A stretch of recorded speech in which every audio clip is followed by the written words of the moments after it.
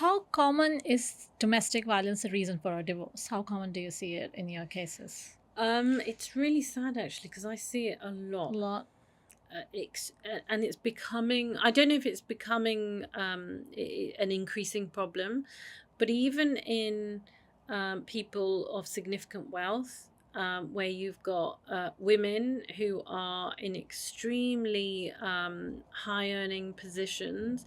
They might be CEOs of companies, they might be running their own company, they Yeah. might be affiliated, with, as a consultant, or, significant women in their own standing. And oddly, they've not raised the issue of abuse for years and years and years. And when they come to me and I'm kind of listening to this, it's a catalogue, Mina, of 2008 this happened, then 2012 this happened, then I had my child, then this happened, and you're listening to this and you literally have to kind of squeeze yourself thinking, oh my gosh, you have been through years of abusive behavior, you've put up with it and done nothing Yeah. effectively. Domestic abuse impacts then the child arrangement. So if you told me, look, this is what's happened to me, I would then have to say to you, look, have you considered whether, given the abuse you've suffered, whether the children are now safe Yeah. in the other parent's care? Equally, I don't want to make this a sexist remark or statement. I have an increasing level of, or number of males, fathers, who have been abused Yeah. physically, emotionally, and actually, again, they've never sometimes told anyone. They might be in my office, and the first person they've ever told that, she slapped me, she hit me, she bit me, I didn't know what to do. And when you're Yeah. looking at gathering evidence of that, there is none. There is none because men don't tend to talk about this. They don't want to tell their friend, I just got hit by my missus. That's not a conversation. But why do you think it's that if a woman says that she was abused, that's more believable, but if a man says it's hard to believe? I think it's just the sexist roles that we have, and the systems of, look, the prejudices are that a man of the house is strong and they're able to, and men or women biologically are designed differently. Mm. So the issue also is one of harm. So, men are less likely to get assistance, support, or help. Also, a lot of the males I deal with, they say, well, it's not like I could call the police. There's a real barrier there. I don't think they feel that anyone will believe them. I don't think they feel that they can show that vulnerability in the same way that a woman can show. Hmm. And that's because of, the world we live in, how men and women are portrayed in terms of our gender roles and the expectations that we Yeah. each have. And what legal protections does abuse victims have? Like, So you, through the family courts, you can get some really robust uh, injunctions very quickly. So if you came to me and you had been abused, or you called me, I could within 24 hours secure orders to make sure that someone can't come near you, they can't harm you, they okay. can't come to your house or come back to the house. Again, it depends on what we call the risk of harm. So you Okay. have to substantiate a test. So I would go through lots of information with you to see if I can substantiate it and convince myself. And then if I was convinced, I would then Okay. make the applications. But I do a lot of that sort of work. So we would sift out whether we think there's a likelihood. But the protection, if merited, can be obtained very quickly. That's both for men and women. Okay. And what happens when a couple is living together and then someone reports that they've been abused? Then what happens because they're living in the same property? So then you would acquire something called an occupation order, Okay. seeking to remove the other person from the home. Okay. Yeah. And again, those are extremely complicated orders and onerous orders to acquire, because you're effectively diminishing someone of their human right. You are removing them from their home. Yeah. You've got to convince a judge that this is the right order to acquire, Yeah. and in the absence of acquiring that order, that there's a real risk of harm to this person. Yeah. That isn't always easy. So again, it's about getting careful advice around what has happened and also the timing of when that should happen. Because if I said to you, right, you've been abused, an incident has happened, and you went home and say, right, I'm going to get a lawyer involved, it might be that you get abused even more. So sometimes these applications have to be made without informing the other person and acquiring the order, serving the orders where they might be served and given, for example, 8 hours to leave. It's a very, very extremely quick process, but you have to effectively get all your ducks in a row and make sure everything is lined up. Yeah. And what do you think about how the movies and the dramas, how do they reflect the abuse and divorce? What do you have to say about that? I think family law and this area is dramatized quite a bit. I don't think anyone accurately reflects what happens in the family court here, but it's a closed court. People don't really know what goes on unless you go through the process.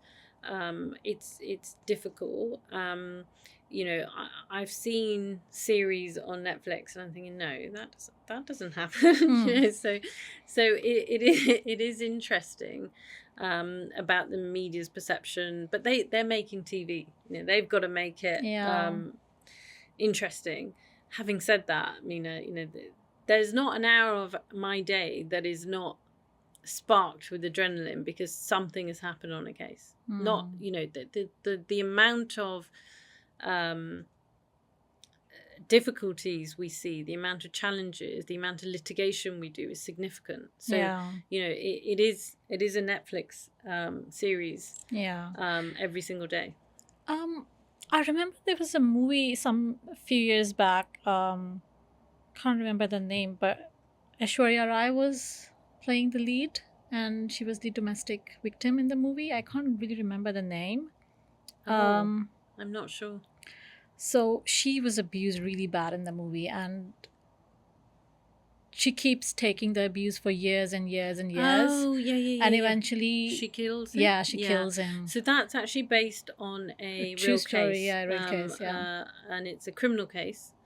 But that was around the law of what we call provocation. Yeah. So when someone has, for years and years and years and years, tormented you, that one day that equates to you taking their life because you see no other way forward. You use the defense of provocation in this country to say I was provoked to do that. But that was probably quite a good reflection of what happened in that case and what was going on. And we also saw, like, when I was doing some research, I read a lot of things like, people said that why was she taking the abuse for that many years? And then I see these other movies like, the recent movie Thappad, Taapsee Pannu from Bollywood. She files a divorce with her husband because he slapped her once.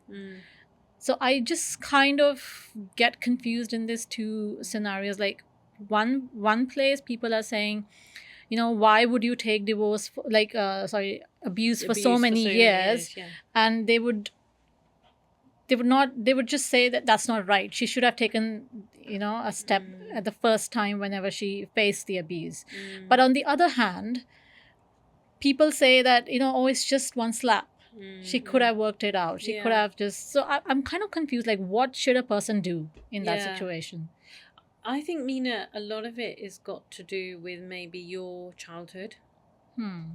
What you saw when you were growing up.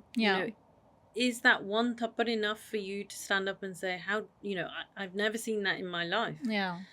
Or were you in a situation where actually it might not have been physical abuse, but maybe you had been emotionally abused through your life where you were learnt to understand that it's okay to be abused Mm.